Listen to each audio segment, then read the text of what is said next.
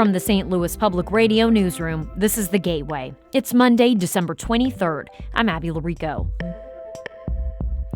The Boys and Girls Clubs of Greater St. Louis will have a new CEO next month. Since 1996, Flint Fowler has grown the club from one location to 11. The incoming president, Brandon Williams, hopes to build on that momentum and inspire more children to become leaders. What I really want to focus on is trying to incentivize them to come to the club, to come do these programs based on reward. St. Louis Public Radio's Andrea Henderson spoke with Williams and Fowler about the organization's future. That conversation after this news on The Gateway. 6 people were taken to the hospital after being hit by a car outside a popular South St. Louis business with a history of traffic incidents. The crash happened in the parking lot of the Ted Drew's on Chippewa Sunday evening. The frozen custard stand was open for regular business and its Christmas tree lot near the busy Candy Cane Lane neighborhood light display. St. Louis Metropolitan Police Department reported Sunday night that all injuries appear to be non-life-threatening. SLMPD also says a 19-year-old driver initially left the scene after the crash, but returned and was interviewed by detectives. The car struck people in the parking lot, not on the public street, but a statement from Mayor Tashara Jones's office after the incident detailed pedestrian safety improvements scheduled for this area of Chippewa Street. Construction is set for January through March to avoid interfering with the custard stand's busy season. A judge late Friday struck down Missouri's near-total ban on abortion, but Planned Parenthood clinics in Missouri say they still can't offer the procedure. St. Louis Public Radio's Sarah Fenton reports Jackson County Judge Jerry Zhang issued an order that left several restrictions in place. Planned Parenthood sued the state shortly after voters in November approved Amendment 3, which placed the right to an abortion in the state's constitution. The suit also sought to overturn other restrictions on abortion providers. Zhang's injunction struck down the ban and some restrictions, but left others, such as clinic licensing requirements, in place. Planned Parenthood officials say those regulations are too onerous and mean they still can't perform abortions. Mallory Schwartz is executive director of Abortion Action Missouri, which backed Amendment 3. She says the decision is still a victory. This is not a straight line process. There are going to be continued challenges, and like we have over the past year, we will continue to defeat them. Planned Parenthood officials say they'll keep challenging the remaining restrictions in court. I'm Sarah Fenton, St. Louis Public Radio. The city of St. Louis fired its embattled corrections commissioner Saturday. St. Louis Public Radio's Rachel Littman reports. Jennifer Clemens Abdullah had returned from an unexplained 3-month leave of absence shortly before she was fired. The city offered no explanation about the timing of the decision, citing city law that closes personnel records. Her 3-year tenure as the head of the jail was rocky. She was often at odds with the civilian board that oversees the jail. A guard was injured in a 2023 hostage-taking. Attorneys struggled to speak to their clients, and 13 detainees died. Deputy Commissioner Tammy Ross will be the acting corrections commissioner until the permanent replacement is hired. The city recently signed a 2-month contract with former St. Louis County Justice Services Director Doug Burris to recommend fixes to the jail.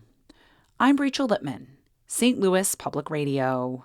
A St. Louis County judge has determined it's the state's responsibility to name a replacement for prosecutor Wesley Bell.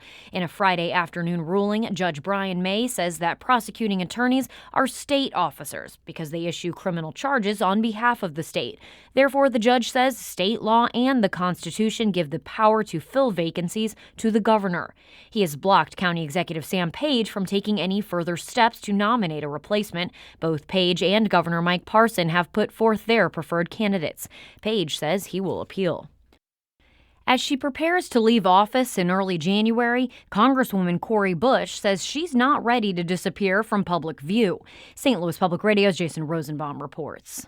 Bush lost a contentious and expensive re-election campaign to St. Louis County Prosecutor Wesley Bell. Bush's criticism of Israel's invasion of Gaza prompted pro-Israel groups to spend millions of dollars on Bell's behalf.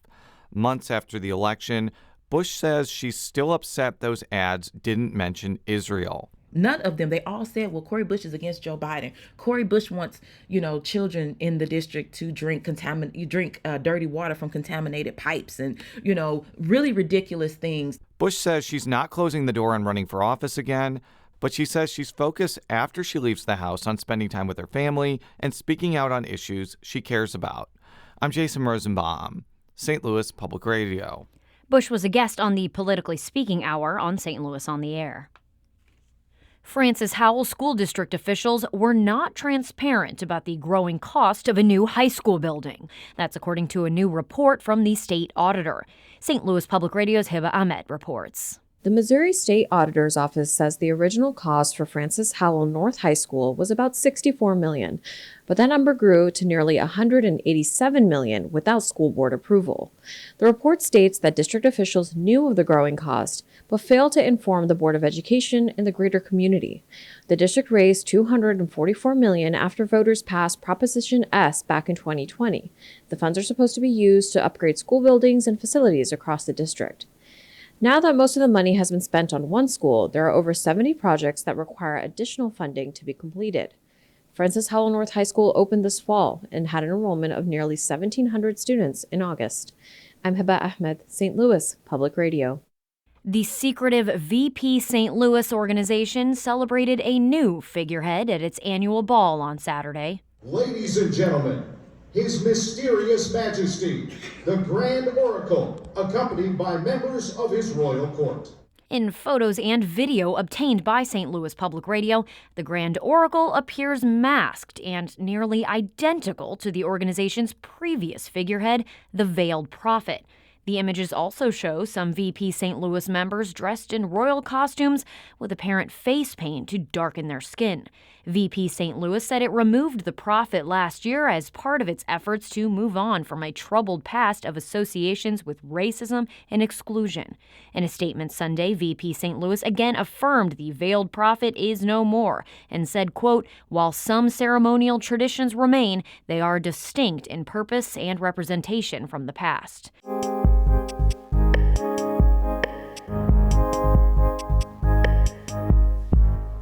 Leadership at the Boys and Girls Clubs of Greater St. Louis is changing hands. Flint Fowler has been the president and CEO for nearly 3 decades and is retiring at the end of the year. Fowler has helped the youth organization grow from 1 location to 11, serving over 14,000 children. Brandon Williams is the organization's incoming president. The former NFL player and entrepreneur once played sports at area clubs. Both men discussed their hopes for the Boys and Girls Club. Flint Fowler, currently the president of the Boys and Girls Clubs of Greater St. Louis. Brandon Williams, the new president of the Boys and Girls Clubs of Greater St. Louis. I'm from North City. We kind of moved around a lot.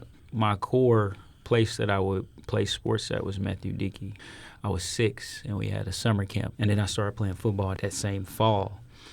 Well, I started with the Boys and Girls Club following a career basically focused on youth. I ran a program called Upward Bound with St. Louis University Inroads and a program called Operation Teamwork with the city of St. Louis.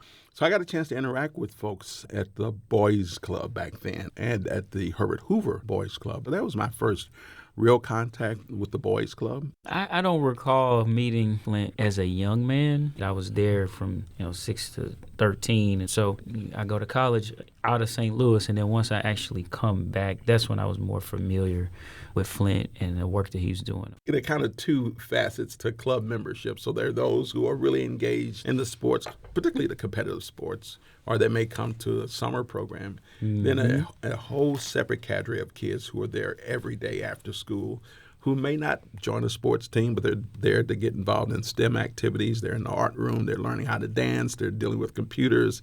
They're there interacting with their friends. So there really are kind of several dynamics that take place at a club site. So that's the fascinating thing it really to me about it. Our responsibility, I think, is to have enough of these options out there to meet the needs of as many young people as possible. What I really want to focus on is trying to incentivize them to come to the club, to come do these programs based on reward. If you come to the club 3, 4, 5 times in a row and you invite people to the club, I want to incentivize you showing up. I want to elevate the programs that we have by adding some celebrity flavor. And I want to create opportunities for them to be competitive. It's something about kids being competitive, not only in just sports, but it can be gaming, art and fashion, coding. It can be in so many different areas. I think he's spot on. When I was growing up, your parents told you what to do. Mm-hmm. Children these days have access to so much. So what are you going to do at the Boys and Girls Club that's better than what I can do on my own? The sky's the limit for Brandon. I hope that he far exceeds anything that anybody could envision for Boys and Girls Club for a couple of reasons. The lives of our kids are at stake. So his success means their success. You know what? At his retirement party, he did something that was really deeper than a transfer of knowledge. At the very end, he talked about how all these people in this room has supported him over the last 3 decades. And then he looks at me and says, and I want all of y'all to support him like you supported me. That was the most powerful thing that anybody could ever do. I couldn't ask for more. How selfish it would be of me to not do that.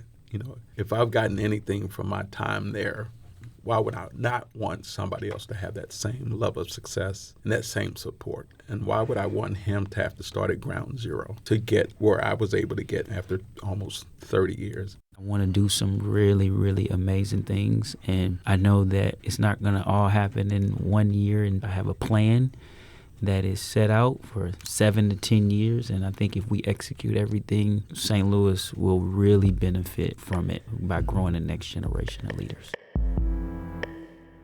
That was Brandon Williams and Flint Fowler of the Boys and Girls Club of Greater St. Louis. The conversation was produced by St. Louis Public Radio's Andrea Henderson, edited by Brian Moline. The Gateway is a production of St. Louis Public Radio, a listener-supported service of the University of Missouri St. Louis. Music by Ryan McNeely of Adult Fur. I'm Abby Larico, and from the St. Louis Public Radio newsroom, this has been The Gateway.